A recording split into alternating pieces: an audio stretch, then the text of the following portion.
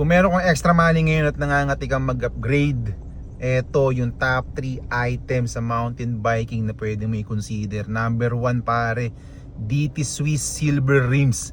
Biglang nauso yung silver rims ngayon. Kung mapapansin nyo, marami na yung friends sa Facebook ngayon na nagpo-post na bago yung rims nila at silver. So sa World Cup, marami na rin gumagamit.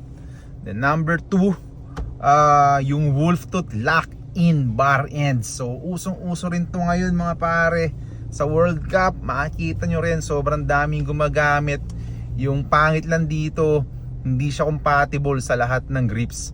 So kung yung grips mo buo yung dulo, kailangan mo magpalit pare. Pero yan, sobrang uso yan ngayon.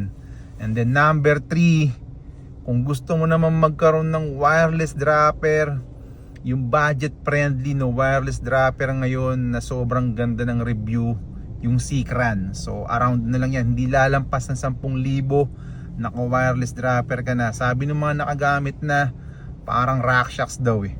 Buti na lang kamo walang 200mm. Kung hindi, baka nabudol din ako. So yun lang.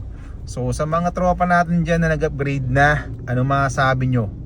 Okay ba yung recommendation ko? O meron pa kayo naisip na iba? Let's go!